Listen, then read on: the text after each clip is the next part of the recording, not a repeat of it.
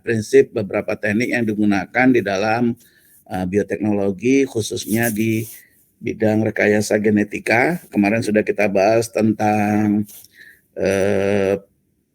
gel elektroforesis kemarin ya. Juga bagaimana menggunakan page ya, terutama kalau kita ingin memisahkan protein yang dia berikatan dengan protein lainnya gitu ya. Jadi kalau cuma proteinnya satu macam saja ya, maksud saya satu utas saja ya, satu utas saja dalam artian dia tidak berinteraksi dengan protein lainnya, berikatan gitu, kita dapat menggunakan gel elektroforesis biasa. Tapi saat protein yang ingin kita pisahkan itu ternyata dia berpelukan ya dengan protein lainnya ya, maka kita harus lepaskan dulu pelukannya itu tadi ya. Jadi bedanya gel elektroforesis biasa dengan page kemarin, page ya, poliakrilamid gel elektroforesis ya, yang kita panasin itu ya, bedanya adalah bahwa page itu merupakan solusi untuk memisahkan protein yang berpelukan. Kalau proteinnya tidak berpelukan, walaupun dia banyak ya, banyak macam di sana, maka kita bisa menggunakan gel elektroforesis biasa. Ya, tapi kalau dia berpelukan, sorry ya istilah saya itu berpelukan ya, artinya memang dia harus dipisah dulu gitu. Kalau enggak dia nanti bareng-bareng terukur oleh kita ya. Dia terukur bareng-bareng sehingga kita nanti salah gitu. Kita pikir itu satu protein, ternyata dia dua atau beberapa protein yang berinteraksi sesamanya berpelukan gitu ya. Jadi gimana cara melepaskan pelukannya? Nah, itulah kita lakukan dengan pemanasan kemarin, ya kan? Jadi dengan kita panaskan, dia akan menggeliat, ya, sehingga dia akan melepaskan pelukannya dari protein lainnya. Nah, saat dia melepaskan pelukannya dari protein lainnya, saat itulah kemudian si SDS ya, sodium dodesil sulfat itu kemarin, itu langsung berikatan dengan kutub-kutub positif dari asam amino pembentuk protein tadi, sehingga akhirnya protein yang terdiri dari asam-asam amino ada yang negatif, positif, itu akhirnya semuanya menjadi bermuatan negatif ya. Saat dia bermuatan negatif semua, itu nggak mungkin lagi dia akan berpelukan lagi. Kenapa? Karena dia sejenis ya. Jadi kalau sejenis ya jangan berpelukan lah ya. Ada pertanyaan sampai di sini? Jadi kemarin itu kan ada SDS page dengan GA biasa, dengan GA gel elektroforesis biasa. Itu bedanya. Ada pertanyaan nggak? Paham nggak? Good. Terima kasih mau menjawab ya. Paham, Pak. Itu juga sebetulnya hal yang langka tuh mahasiswa ditanyain paham apa enggak, dia diem aja gitu. Jadi kalian itu bayar SPP ya, SPP-nya itu untuk menggaji kami diantaranya. Jadi hak kalian untuk bertanya kalau kalian nggak paham. Hak kalian untuk mendapatkan transfer pengetahuan dari dosen-dosen kalian ya. Jadi kalau kalian nggak paham, tanyain. Baik, itu kemarin gel elektroforesis ya, yang tidak menggunakan SDS dan juga yang menggunakan SDS ya. Sodium dodesil sulfat itu kemarin, sulfonat sebetulnya ya, sodium dodesil sulfonat. Di mana SDS itu akan membuat muatan-muatan protein yang positif menjadi negatif. Karena SDS itu sendiri muatannya negatif dan dia memiliki kemampuan untuk berikatan nanti dengan asam-asam amino yang negatif tadi. Juga kemarin kita bahas bagaimana dengan menggunakan gel elektroforesis itu kita dapat ya membuat fingerprints ya, istilahnya itu ya, DNA fingerprints. Jadi kita dapat mengenali, memastikan ini seorang bayi ini anaknya si A ataukah anaknya si B gitu. Maksud saya anak pasangan AB ataukah anak pasangan C dengan D gitu. Jadi itu kemarin juga ada kita bahas ya. Artinya yang kita lihat itu adalah sebetulnya pola-pola, udah lewat ya di sini ya, pola-pola dari kombinasi si ayah dan si ibu tadi ya. Jadi kita tahu kayak ini kemarin ya, ada bayi satu, bayi dua, apakah dia anak dari pasangan ibu dan bapak ini ya. Nah, yang mana gitu kan? Ya, yang kemarin udah kita ketahuin bahwa bayi satu ini ya yang sebetulnya anak dari pasangan mom and dad ini tadi. Kenapa? Ya karena potongan-potongan DNA-nya dia ini tadi yang dipotong dengan enzim restriksi itu ya, yang sama, itu menghasilkan fragmen-fragmen yang kita sebut dengan RFLPS ya, restriction fragment length polymorphism gitu ya. Nah, ya jadi dipotongnya itu sesuai dengan rekombinasi dari emak dan bapaknya gitu. Kalau yang ini kan jelas nih bukan anak mom and dad. Kenapa? Ya karena di sini dia tidak menggambarkan ya potongan DNA dari bapak dan ibunya gitu. Ya. Ini juga kan. Tapi kalau yang ini jelas nih. Ini potongan DNA yang berasal dari itu tadi emaknya. Ini dari bapaknya gitu. Ini dari bapaknya.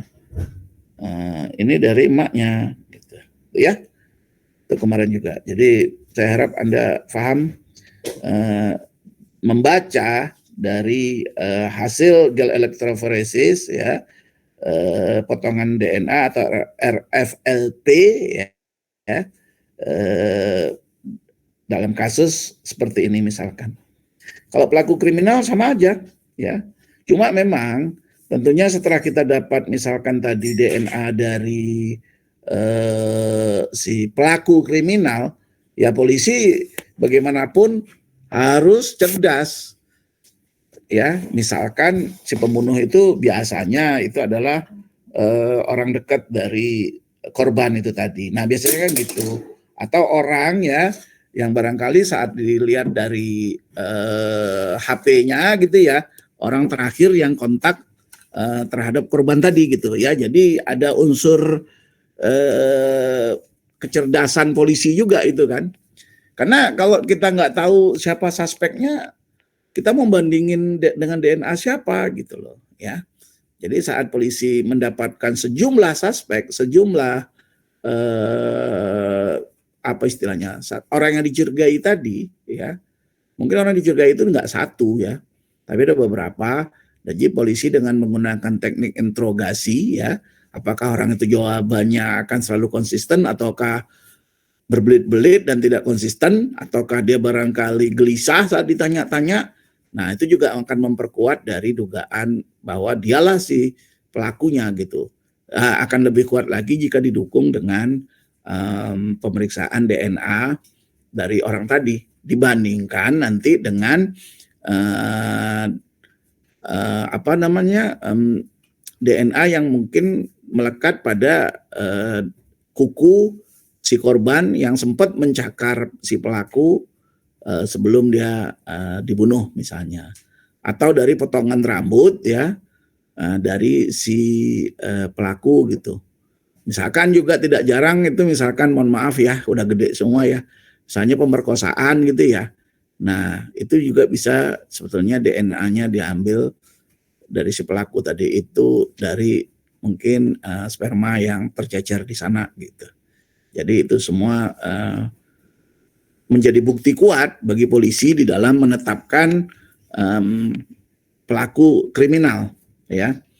Dan juga kayak kemarin ya, kalau misalnya 2 tahun yang lalu kayaknya itu ya, Mario Teguh kan begitu terkenal di TV, di Metro TV gitu kan, sampai akhirnya muncul si siapa namanya itu anaknya itu kan. Nah, dan Mario Teguh tidak dapat mengelak. Dia mengatakan itu bukan anaknya, tetapi anaknya nantang untuk periksa DNA. Dan saya nggak tahu sempat periksa DNA apa enggak, tapi akhirnya memang pudar lah karir dari Mario Teguh tadi ya, karena dianggap tidak bertanggung jawab gitu. Baik, tadi saya katakan si pelaku si korban sempat mencakar gitu ya dari pelaku, atau ada di situ rambut yang tercecer dari si pelaku. Itu kan jumlahnya sangat kecil, kecil sekali ya. Kalaupun kita ekstraksi DNA-nya, wah itu jumlahnya akan sangat kecil, sehingga kalaupun nanti mau kita run pada gel elektroforesis ini, itu jumlahnya nggak akan cukup karena sangat sedikit sekali. Mungkin cuma beberapa utas DNA saja yang berhasil kita ekstraksi. Nah, gimana dong kalau gitu? Nah, itulah yang kemudian yang kita bahas hari ini. Kita akan, mana nih tadi?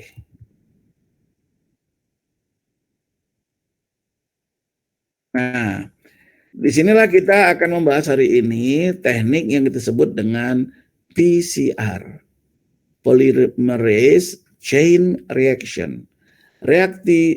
Reaksi berantai menggunakan enzim polimerase. Enzim polimerase ini adalah enzim yang dapat membuat polimer. Polimer apa? Polimer dari nukleotida, gitu. Mungkin beberapa waktu yang lalu kalian juga saat kalian harus bepergian, kalian nggak tahu saya pernah nggak diwajibkan, kan kita pernah tuh diberlakukan untuk naik pesawat gitu harus tidak lagi antigen tetapi menggunakan PCR, ya kan? Ya, jadi pemeriksaannya pakai PCR. Nah itu sama, ya. Jadi dalam hal ini petugas kesehatan itu mencoba mengambil sampel virus yang kalau penderita COVID itu tuh virusnya itu tuh menyerang ya itu pada kelenjar pernafasan ya, sistem pernafasan kita, dan tubuh biasanya akan mengeluarkan lendir ya untuk mencegah masuknya benda-benda asing. Jadi kamu kalau berdahak segala macam itu sebenarnya reaksi tubuh ya, di mana lendir itu mencoba untuk memerangkap kuman-kuman kah, virus kah gitu kah, debu kah gitu yang mencoba masuk ke sistem pernafasan kamu ya. Jadi si lendir itu nanti akan menangkap mereka dan kemudian nanti akan kita ludahin gitu ya, menjadi dahak atau apa. Namun sebagian dari virus itu juga ada menempel di sel-sel pernafasan kita mulai dari hidung nanti sampai ke paru. Nah itulah yang dilakukan oleh petugas kesehatan dengan melakukan swab ya. Dia mencoba mengambil sampel virus yang ada di lendir yang ada di hidung kita atau di tenggorokan kita. Dua kan itu ya biasanya. Nah kamu bayangin itu cuma kapas kecil gitu ya, sedikit sekali ya sebetulnya yang menempel itu. Nah disitulah makanya dilakukan metode ekstraksi DNA-nya dulu ya. Jadi get DNA, kemudian baru dilakukan polymerase chain reaction. Artinya utas DNA yang cuma mungkin beberapa utas tadi ya, satu utas pun boleh kok ya. Tapi kalau ada dapat beberapa utas, makanya kemudian dia diperbanyak dulu. Jadi PCR ini adalah memperbanyak utas-utas DNA tadi supaya bisa berlipat ganda sehingga kita bisa gunakan untuk analisis-analisis selanjutnya. Ya. Jadi ini sebetulnya tahapan penentuan fingerprint DNA tadi ya, yang mungkin dalam penyelesaian kriminal tadi, bayi tertukar tadi gitu ya. Jadi ambil DNA dari sampel, apakah tadi dari cakaran yang nyelip di kuku korban ya, diekstraksi DNA-nya, kemudian diperbanyak dengan PCR. Setelah cukup banyak, barulah dipotong dengan DNA restriction enzyme ya, dengan enzim restriksi DNA itu tadi. Ingat, jadi dia dipotong dengan gen restriksi setelah melalui proses perbanyakan dengan teknik PCR ini tadi. Memang ini PCR belum kita terangin ya, tapi ini balik lagi kepada bagaimana proses untuk melihat atau menentukan fingerprints ya, atau itu tadilah ya, dari DNA itu kita bisa menjadi bukti ini anaknya siapa, ini pelaku kriminalnya siapa gitu ya. Setelah DNA itu tadi dipotong dengan enzim restriksi yang sama, maka baru dilakukan proses namanya gel elektroforesis ya. Yang kemudian hasil gel elektroforesis itu dapat kamu baca seperti ini.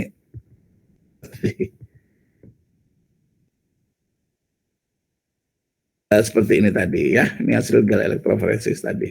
Jadi membaca DNA fingerprint tadi. Pertanyaan? Nggak ada? Baik. Jadi kita bahaslah sekarang apa benda itu polymerase chain reaction atau PCR tadi.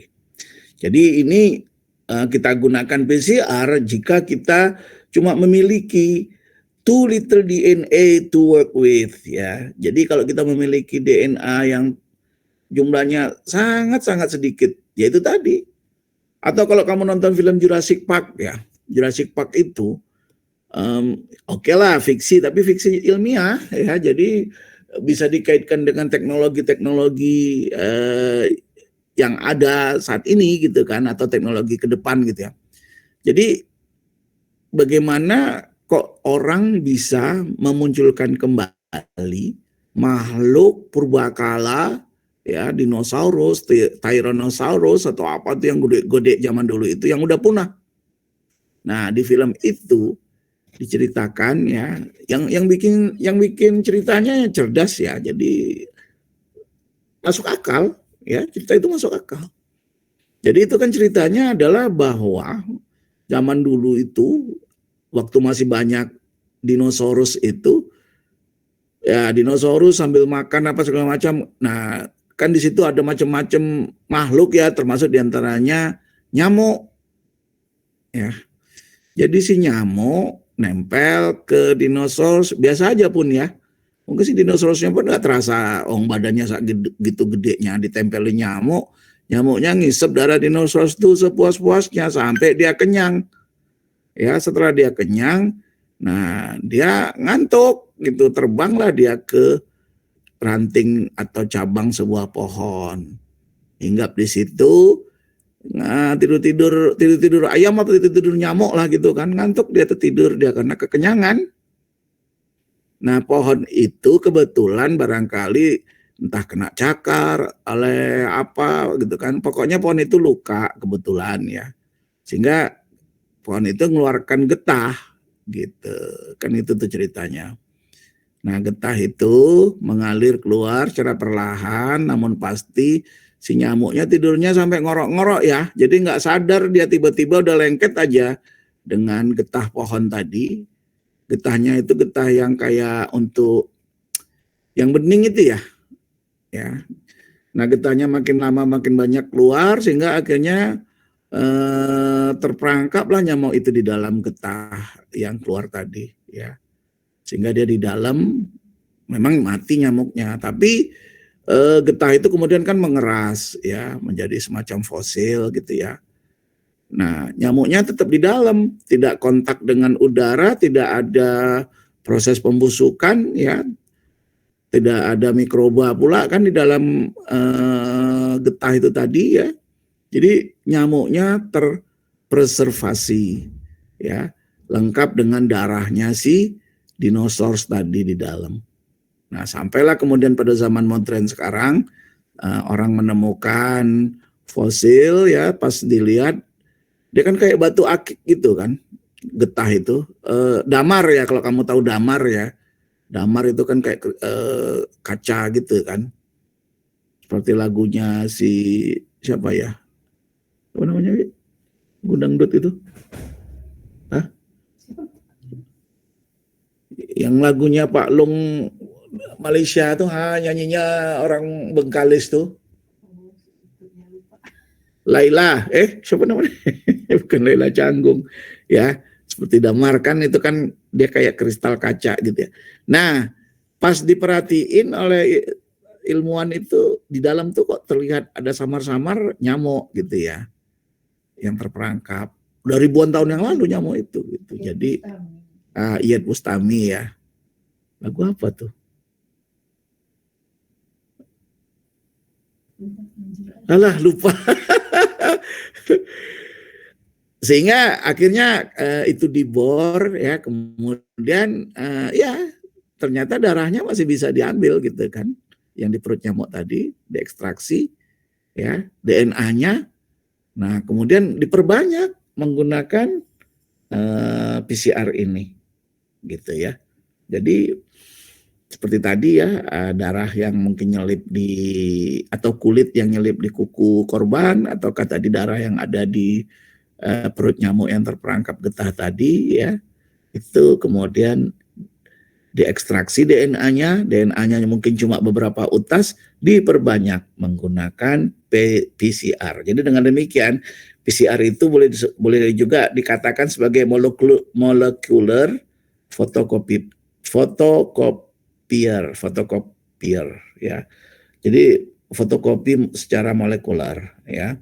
Dia akan membuat banyak kopi dari DNA tersebut ya kan.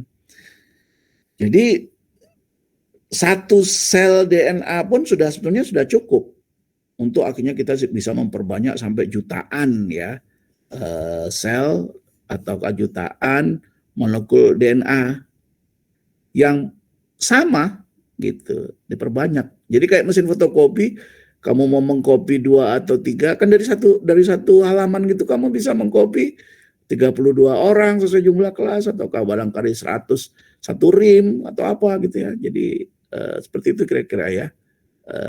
Peran dari PCR itu seperti mesin fotokopi. How it works? Bagaimana dia bekerja?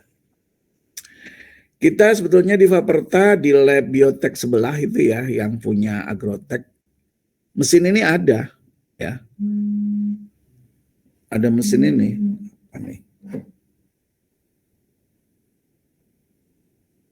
Jadi ada mesin ya, di mana mesin itu sebetulnya, jadi mesinnya itu segede kotak sepatu ya, nggak gede-gede amat ya. Mesin itu sebesar sedikit lah dari kotak sepatu, mungkin sebesar microwave, lebih kecil lagi malah ya. Di mesin itu kerjanya cuma apa? Dia bisa berubah-ubah suhunya. Jadi dia bisa membuat suhu sampai 94 derajat Celcius ya, di situ juga ada timernya. Kemudian dia bisa turun dengan cepat suhunya menjadi 60 derajat Celcius ya. Kemudian dia bisa naik lagi ke suhu 72 derajat Celcius gitu. Itu satu. Jadi mesin untuk PCR itu sebetulnya sederhana prinsipnya, bahwa dia memiliki kemampuan untuk suhunya naik sampai 94 derajat atau mungkin 100 pun bisa ya, maksimum ya. Dan bisa lagi sampai nanti suhu kamar atau kan suhu 60-72, itu dalam waktu singkat mesin itu dapat naik turun suhunya dengan cepat. Yang kedua, lamanya suhu-suhu itu tadi itu bisa diatur dengan timer ya. Jadi nanti misalkan 94 derajat Celcius ya suhunya, itu kita setel dalam waktu 1 menit. Setelah itu suhunya bisa turun lagi 60 derajat Celcius, yang kemudian 60 derajat Celcius ini berjalan exactly 1 minute gitu ya. Kemudian suhunya bisa naik lagi ke 70 derajat Celcius dalam waktu 1 menit. Satu. Ya, jadi di mesin itu ada apa? Ada pengatur suhu dan pengatur waktu. Itu satu dulu. Makanya mesinnya nggak rumit-rumit amat sebetulnya. Yang kedua, di mesin itu ada wadah. Jadi kalau kayak kamu lihat printer ya, kamu kan tahu yang ngeprint itu tuh kan warnanya bisa kuning, hijau, pelangi, itu semua tuh bisa ya. Tapi sebetulnya kalau kamu lihat di tangki printer itu warnanya kan cuma 3 ya, ada yang 5 juga ya, supaya menjadi, kalau nggak salah saya warnanya itu sian ya, kuning sama biru ya. Sian itu yang merah gitu ya. Nah 3 itu, dengan 3 warna itu bisa menjadi macam-macam warna termasuk hitam gitu. Nah itu ya. Jadi hijau ya tinggal nyampurin kuning dengan ini.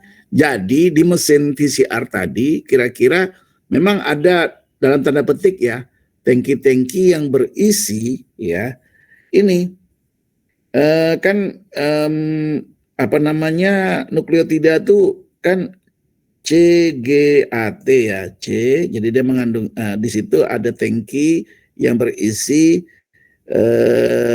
deoksi nukleotida yaitu deoksinukleotida CTP ya, deoksi ATP, deoksi TTP dan deoksi GTP ya. Jadi C G A T ya. Jadi ada 4 tangki, 5 sih sebetulnya ya. Tangki yang kelima isinya itu adalah enzim yang bernama DNA polimerase. Kalian catat aja ya. Jadi di mesin itu satu ada dia bisa pengaturan suhu, ada timer gitu ya untuk suhu itu tadi. Yang kedua dia memiliki 4 tangki yang berisi deoksinukleotida ya, DCTP, DATP, DTTP dan DGTP serta 1 tangki lagi untuk primer ya.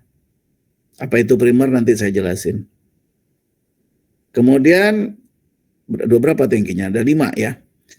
Tangkinya yang ke-6 itu berisi nanti DNA polimerase, enzim ya, enzim DNA polimerase. Gitu. Oke?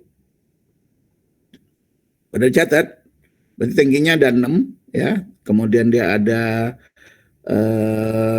pengatur suhu, juga ada timer. Itu aja. Baik. Nah, jadi ini adalah DNA yang akan kita perbanyak. Ingat, DNA itu kan double helix ya, utas ganda. Bayangkan aja kayak red slitting. Jadi red slitting itu kan terdiri dari 2 utas itu kan sebetulnya. Ya. Nah, dalam keadaan red slitting itu tertutup ya. Itu adalah DNA yang ada pada ya itu adalah DNA utuh yang kita peroleh gitu ya. Jadi saat red slitting tutup. Tapi kemudian saat dipanasin itu kira-kira DNA itu seperti halnya red slitting itu kita buka. Ya, seperti ini dia jadinya. Oke? Baik, saya ulang, ini DNA yang akan kita perbanyak tadi. Nah, DNA yang akan kita perbanyak tadi, kita panaskan pada suhu 94 derajat Celcius, hampir 100 loh ya, selama 1 menit. Dengan suhu setinggi ini, ikatan antara C dengan G, A dengan T, T dengan A, G dengan C itu akhirnya akan terbuka seperti ini. Paham ya? Jadi DNA ini oleh si mesin tadi dibikin suhunya menjadi 94 derajat Celcius selama 1 menit. Apa akibatnya? Akibatnya DNA ini akan menjadi 2 utas. Jadi 2 utas ya, dari semula dia double stranded menjadi single stranded. Dari semula dia double stranded jadi dua DNA itu nyatu ya, kayak sliding nutup tadi, akhirnya dia menjadi dipanasin, dia membuka, dia menjadi 2 single stranded, 2 utas gitu. Nah, itu selama 1 menit. Nah, kemudian tentunya setelah itu tuh didinginkan ya, karena di sini kita akan menambahkan enzim polimerase. Nah, saat dia sudah terpisah begini, maka kemudian disitulah si mesin akan menginjekkan ini 4 deoksinukleotida DCTP, DATP, DTTP, dan DGTP tadi ya, dicampurkan ke masing-masing utas ini tadi. Tapi sebelumnya ada primer dulu. Primer ini adalah untayan yang akan mencari pasangannya di sini gitu ya. Jadi misalnya ini CGAC misalnya ya, CGG C gitu misalnya. C, G, G, C.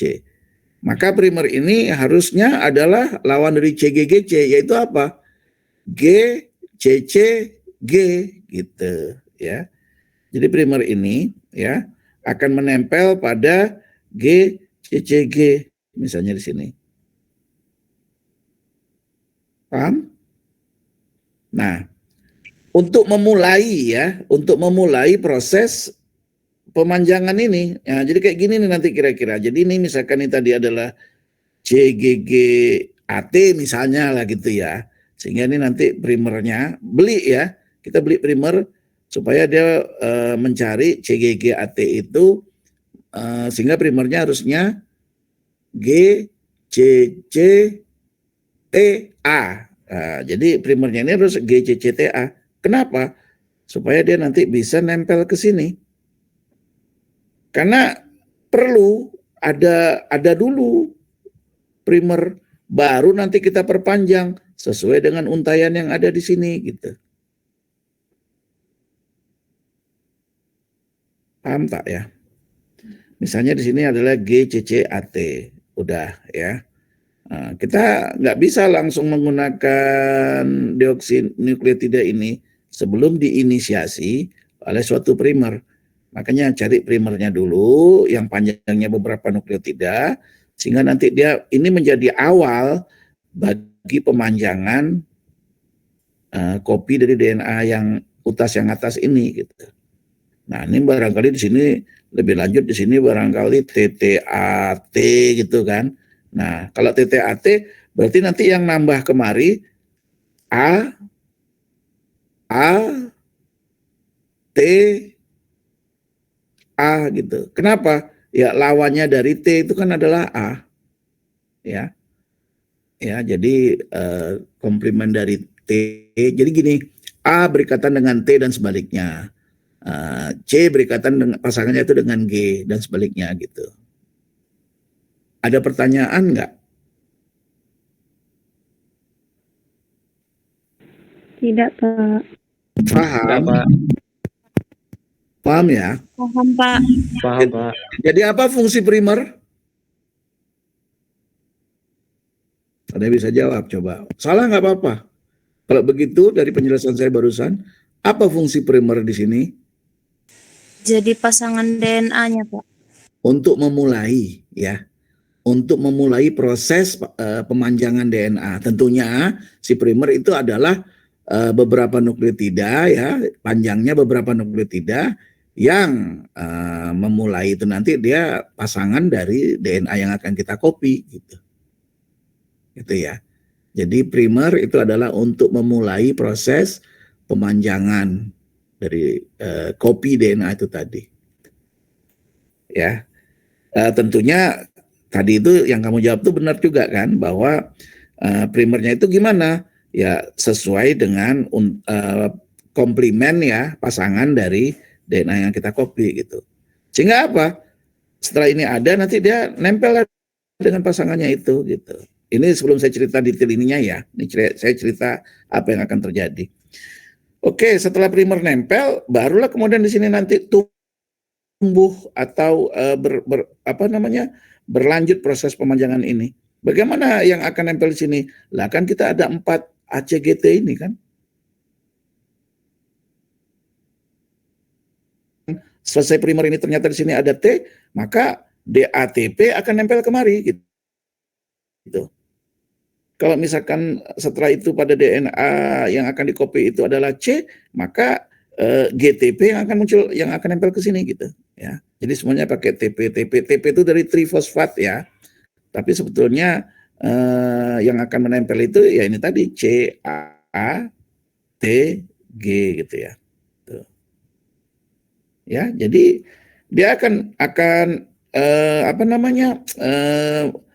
akan memperpanjang sesuai dengan DNA komplementnya ya. Dia akan memperpanjang di sini, panjang gitu, sesuai urutan yang ada di sini gitu. Nah, baik ya. Jadi sudah jelas sekarang ada primer ada deoksinukleotida yang kita tambahkan, yang tadi saya katakan di dalam tangki yang disediakan oleh alat PCR ini tadi. Saya katakan tadi memperpanjang. Siapa yang memperpanjang? Nah, itulah peran dari enzim DNA polimerase gitu ya. Jadi dia memperpanjang ini, itu yang bekerja adalah DNA polimerase. Sehingga akhirnya ya ini akan tumbuh terus sesuai dengan ini. Terkopilah dia gitu. Itu untuk yang atas. Kan DNA-nya 2 utas, ya kan? Untuk yang satunya lagi sama. Jadi di sini nanti akan ada primer ya yang akan menginisiasi, mengawali ya reaksi. Kemudian proses pemanjangan berlanjut. Sesuai apa? Sesuai kode-kode nukleotida yang ada pada DNA yang akan dikopi tadi gitu. Sehingga ini nanti juga akan memanjang ke sono. Siapa yang mengkatalisis pemanjangan tadi? Enzim DNA polimerase. Gitu kira-kira. Paham? Paham, Pak. Good. Nah, sekarang mesin itu sendiri ngapain? Yaitu dia. Mesin itu dia panas 94 derajat selama 1 menit gunanya untuk melepas ikatan double strandednya itu tadi, sehingga menjadi 2 utas DNA atau 2 single stranded. Nah, di situ kemudian adanya primer, adanya nukleotida yang 4 tadi, dan dibantu oleh DNA polimerase, terjadi proses pemanjangan. Ya. Itu berjalan pada suhu 60 derajat Celcius. Ya. Jadi reaksi pemanjangan itu menggunakan DNA polimerase. Jadi DNA polimerasenya ini 60 itu sebetulnya cukup hangat ya, cukup panas juga ya. DNA polimerase ini berasal dari nanti mikroba yang diisolasi pada air panas ya. Nama mikrobanya itu Thermophilus aqueous gitu ya. Jadi pada Thermophilus aqueous itu tuh orang berhasil mengambil enzim polimerase ya. Itulah yang digunakan. Jadi suhu 60 derajat Celcius juga dapat menyebabkan si Thermophilus aqueous itu tadi, DNA polimerase ini dapat bekerja dengan baik. Jadi selama 1 menit itu suhunya dari 94 menjadi 60. Kenapa nggak 94? Kalau pada 94 nanti DNA polimerasenya terdenaturasi, nggak bisa jalan. Ya, jadi si mesin tadi setelah 1 menit ya suhunya diturunkan dia menjadi 60 derajat Celcius, gitulah ceritanya. Pada saat 60 derajat Celcius itulah si DNA polimerase akan menyuruh apakah C, apakah A, apakah T, apakah G untuk nempel ke sini. Oh ya, pertama tentunya si primer dulu yang nempel. Setelah itu baru kemudian si DNA polimerase menyuruh si ini semua. Kalian cari pasangan masing-masing ya. Setelah cari masing-masing, nanti kalian aku sambung satu sama lainnya sehingga kita memiliki kopi utas DNA ini tadi, gitu. Ya. Setelah itu 60 derajat selama 1 menit, kemudian suhunya dinaikkan lagi menjadi 70 derajat Celcius selama 1 menit oleh mesin tadi. Nah, jadi selama waktu 2 suhu ini tadi ya, jadi 70 derajat Celcius itu juga DNA polimerase masih bisa berfungsi ya. Itulah terjadi proses pemanjangan ini. Ya, jadi pada suhu 72 derajat Celcius selama 1 menit ya. Nah, pada 60 itu pencampuran ini terjadi ya, primernya nempel ya. Kemudian pada suhu 72 akhirnya terbentuklah 2 kopi yang nempel juga. Ya enggak? Ya pasti nempel lah dia, wong dia membaca sesuai dengan yang single copy ini. Jadi sebetulnya pada suhu 70 derajat Celcius ini semula memiliki satu DNA double itu tadi ya, sekarang menjadi 4 sudah kan ya. Yang satu ini kan akhirnya menjadi 2 ya enggak, 2 jadi 4 gitu sampai ini selesai ya. Kemudian Ya. Ya kemudian berlaku lagi kayak tadi. Ya, dipanasin kan. Berapa tadi? 94 derajat ya. Selama 1 menit. Ya, sehingga terjadi utas ini misah lagi kan. Yang ini misah jadi 2 kan. Ini yang atas 1 ya kan, yang hijau, yang biru ini, yang bawah 1, yang merah ini. Nah, kemudian ulang lagi kayak tadi ya. Suhunya menjadi 60, si primernya nempel, si DNA polimerasenya juga mulai bekerja ya.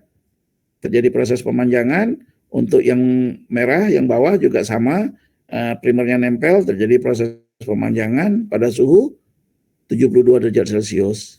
Sehingga nanti terbentuklah lagi ya, terus dipanasin lagi gitu. Jadi saat ini sudah terbentuk berapa ini udah 8 ya. Ini 2, 4, 6, 8. Ya, jadi pada saat siklus yang ketiga sudah terbentuk 8 utas DNA dan gitu terusnya. Jadi kalau dia sudah siklus yang kelima, itu jumlah DNA-nya menjadi 32. 2 pangkat 5. Benar nggak? 2 pangkat 4, 16. Ya, 2 pangkat 5, 32. Ya, kalau misalnya siklusnya yang ke-6, jadi prosesnya tadi berulang ya. 2 pangkat 6, berapa? Kalau terjadi 20 siklus, kamu bikinlah 2 pangkat 20, berapa itu? Ya, jadi selama berapa menit itu ya? Ini kan satu siklus, satu siklus itu 1 menit, 3 menit. Jadi ke dalam waktu 1 jam, berapa siklus? Satu siklus 3 menit, 1 jam berapa siklus?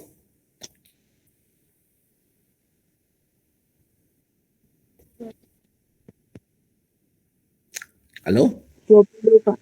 20. Berapa DNA kira-kira? Berapa utas DNA yang kita peroleh?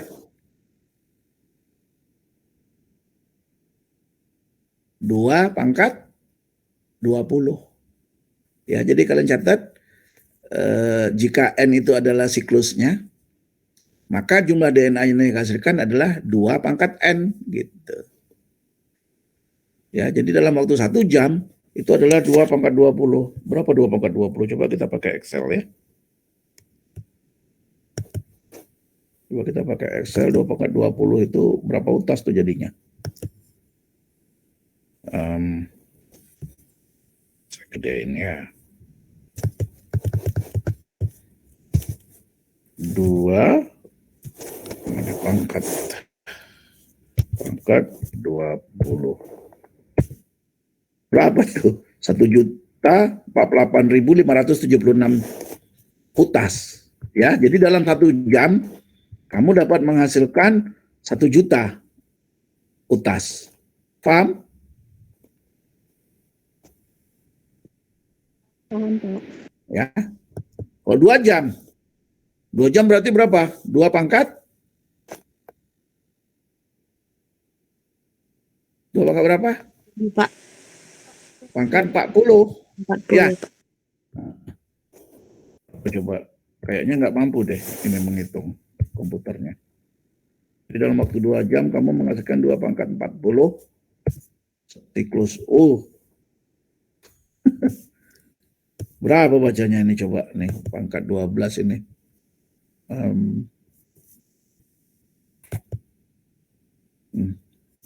Berapa bacanya tuh? Tak pandai pun saya bacanya. Ini 500 juta. Ini berarti berapa? 1 Miliar triliun, ya? Pak. 1 triliun ya? Ya. Jadi kamu melakukan apa ya, PCR selama 2 jam ya, itu berarti itu menjadi 2 jam itu kan 120 menit, satu siklus itu 3 menit, jadi 120 bagi 3, 40 siklus, jadi dengan demikian utas yang terbentuk 2 pangkat 40, 1 miliar. Ya, gitulah kira-kira. Jadi jangan heran polisi ataukah ilmuwan ya, kayak tadi ya Jurassic Park tadi, walaupun cuma darah yang ada terperangkap di perut nyamuk tadi itu cuma beberapa mikroliter ya, itu bisa diperbanyak ya, sehingga dengan demikian akhirnya nggak ada masalah kita memiliki DNA si dinosaurus tadi gitu loh. Nah, tinggal diapain? Tinggal bagaimana dari DNA tadi ya, kemudian bisa kita lakukan proses kultur jaringan gitu kan. Kalau nggak salah dia itu karena dinosaurus itu amfibi, ya apa ya, lebih dekat ke katak deh kalau nggak salah ya. Gitu kan ceritanya. Jadi akhirnya DNA si dinosaurus yang sudah mencapai miliar ini itu direkombinankan dengan di telur katak gitu ya. Nah, dari itulah yang kemudian dilakukan proses kultur jaringan sehingga akhirnya dia memperoleh spesies menghidupkan kembali, bukan menghidupkan ya sebetulnya. Jadi ya si dinosaurusnya itu tuh tercipta kembali gitu loh. Secara fiksi itu masuk akal. Secara teknologi problemnya adalah memang hormon-hormon yang digunakan untuk menumbuh kembangkan ya, mengkultur jaringankan itu yang sebetulnya masih orang belum kuasain gitu. Jadi belum bisa diwujudkan sebetulnya ya. Jadi orang belum menemukan resep yang tepat ya, hormon-hormon apa yang dibutuhkan, berapa banyak dibutuhkan gitu, karena penggunaan hormon itu tuh tidak bisa banyak-banyak ya. Kalau banyak dia malahan menghambat gitu. Terlalu sedikit dia tidak bekerja. Jadi seberapa banyak yang namanya banyak gitu loh ya. Jadi itu problemnya. Oke, jadi seperti itu kira-kira yang dinamakan dengan polymerase chain reaction. Jadi saya ulang sekali lagi. Pertama, si mesin akan membuat suhu 94 derajat Celcius selama 1 menit. Tujuannya apa? 94 ini apa tujuannya?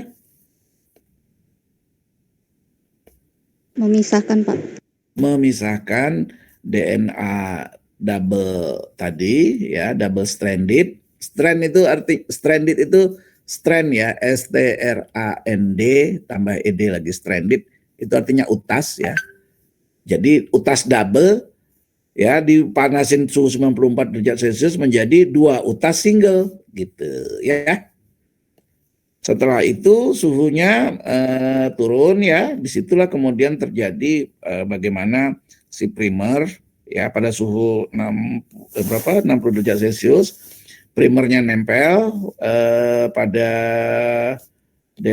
utas tunggal DNA tadi, yang kemudian dilanjutkan dengan proses pemanjangan oleh DNA polimerase ya, pemanjangannya dengan memanfaatkan deoksinukleotida yang ada pada tangki yang diisikan pada tangki alat itu tadi.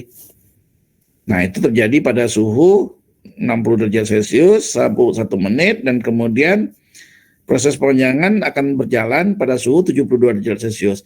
Jadi 60 itu sebetulnya adalah menempelnya si primer ya. 72 itu bekerjanya si polimerase memperpanjang single stranded DNA tadi itu selama 1 menit ya. Selesai 1 siklus ya. Totalnya berapa? 1 menit tambah 1 menit tambah 1 menit 3 menit. 1 siklus makan waktu 3 menit melewati suhu 94, 60 dan 72. Nah, setelah itu terbentuklah kopinya ya. Memang dia menjadi double stranded. Dari 1 double stranded menjadi 2 double stranded ya kan. Saat kita panasin lagi pada siklus kedua 90 derajat Celcius ya, itu menjadi terpisah lagi dan seterusnya gitu ya. Jadi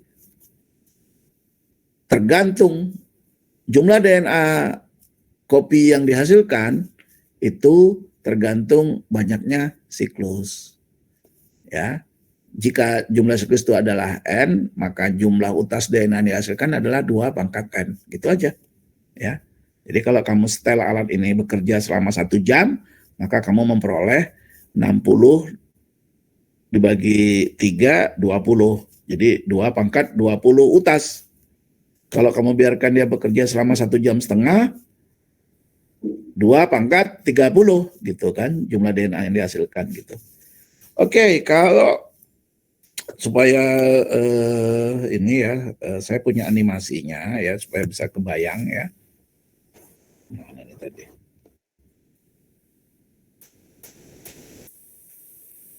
Biotek.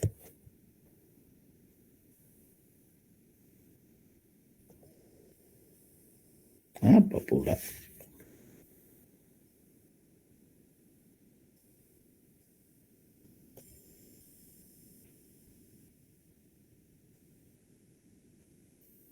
Apa ini?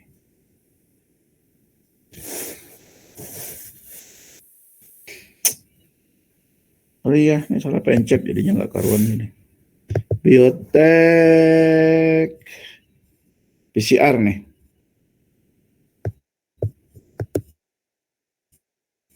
Open with VLC aja. Kelihatan ya? Jadi ini kan pada suhu ruang nih, 35 derajat Celcius itu adalah suhu ruang.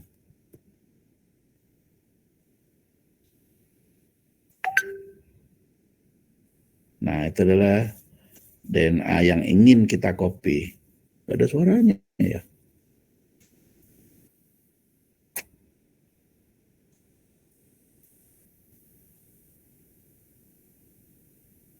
Nah, misalnya ini kan, double helix ya. DNA-nya melintir, nih misalnya double helix DNA itu tadi.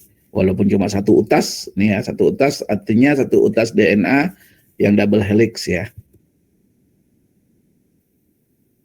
Misal, kita ingin memperbanyak bagian ini, kita nggak perlu memperbanyak semua ya. Kita nggak perlu memperbanyak sepanjang-panjang itu DNA, kita bisa aja memperbanyak bagian tertentu saja gitu. Ya. Oh, ntar nih ada suaranya, dimatiin rupanya. We can make billions of copies of the target sequence without having to purify it beforehand. Itu katanya ya.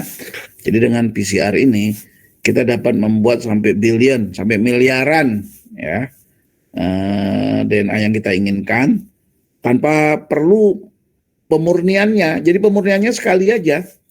Ya, jadi menggunakan gel elektroforesis itu sekali aja saat kita ingin mengambil DNA yang kita mau ya, sekali aja sehingga kita dapat DNA yang murni. Untuk memperbanyaknya pakai PCR inilah. In the first cycle of PCR, the DNA molecules are melted by raising the temperature to 95 degrees. 95. Tadi berapa kita bikin? 92, 95 tadi? 94 tadi, Pak. 94 ya. Di animasi ini 95 ya lebih kurang lah ya. Beda 1 derajat ya. Jadi dengan dipanasin DNA-nya itu jadi ini. Jadi memisahkan putus dia tidak lagi double stranded menjadi single, 2 utas ya. 2 single stranded DNA. After the strands have separated, the temperature is lowered to 60 degrees. Nah, setelah itu diturunkan suhu 60. Nah, inilah yang dinamakan primer itu.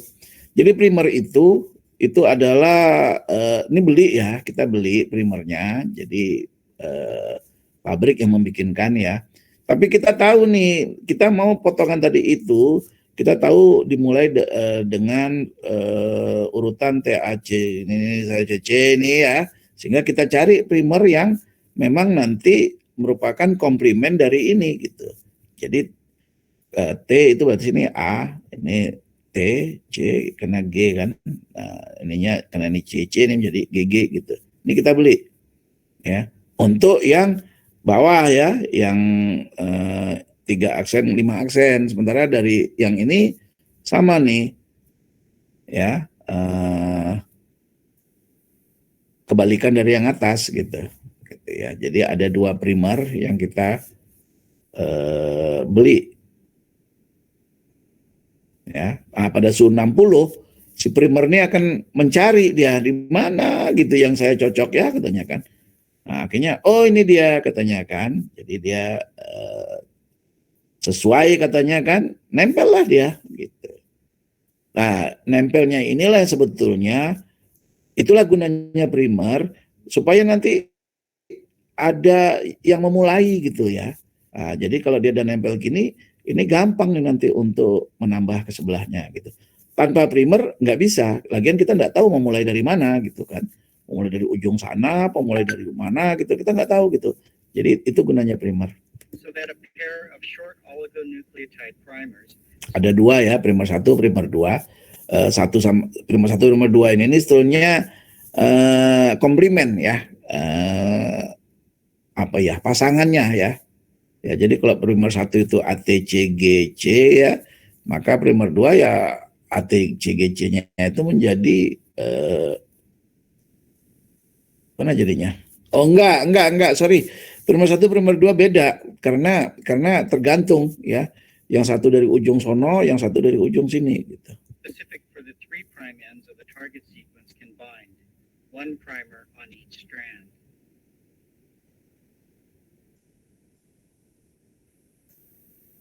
The primers then direct a DNA polymerase called Taq to Nih tadi saya katakan. Jadi ini adalah gambar aja ya, simbol aja ya. Ini enzim polimerase. Kenapa ada kata-kata Taq di depan ini? Ya, ini nama mikroba yang diisolasi ya oleh orang dari air panas itu tadi ya.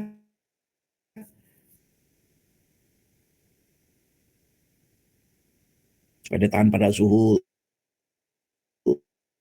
72 nanti ini ya. Yang mikrobanya bernama Thermophilus aqueous. Saya ketik ya.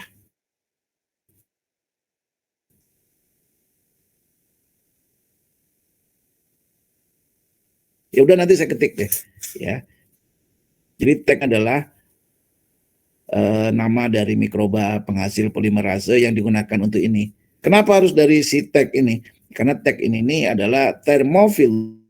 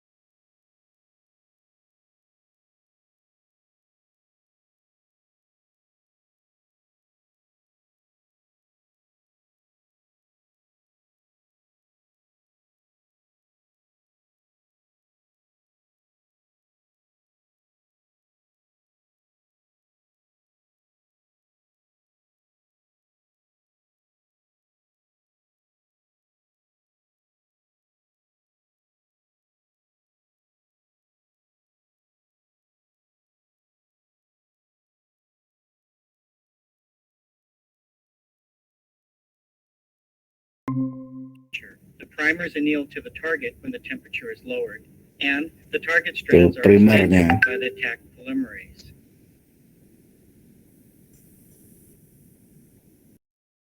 The temperature can be raised to 72 degrees 72. to start this reaction. At the end of cycle 2, 4 partially double-stranded molecules are produced. Ya, jadi pada akhir siklus kedua kita memiliki 4 double-stranded DNA. All contain the target sequence plus some adjacent DNA. During the third cycle, the DNA strands are again melted.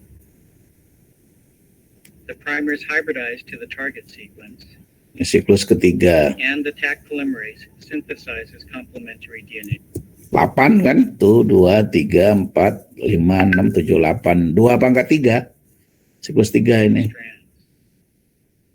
Cycle 3 produces 2 doubly stranded molecules that contain only the target sequence, as well as 6 longer molecules that contain the target and flanking sequence.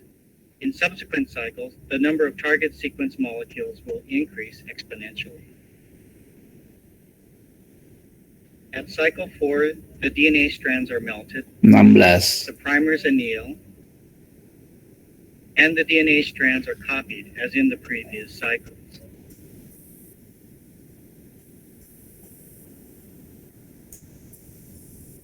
Eight copies of the target molecule and 8 longer molecules 8 tambah 8, 16 kan? 2 pangkat 4. are produced.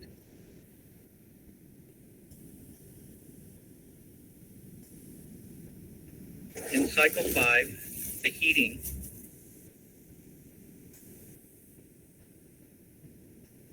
annealing Annealing 60 derajat. 95, 60, terus 72 kan? are repeated. Pemanjangan suhu By the end of 72. cycle 5, there are 2 pangkat 5, 32. and 10 longer ones.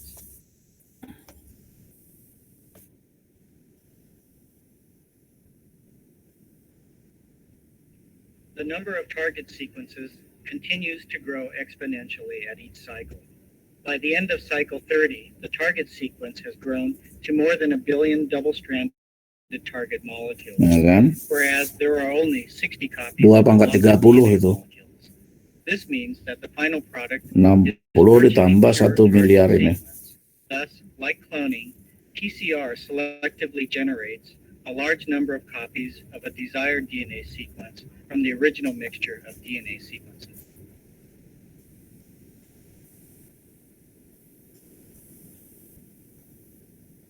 The polymerase Oke, chain reaction seperti itu kira-kira ya.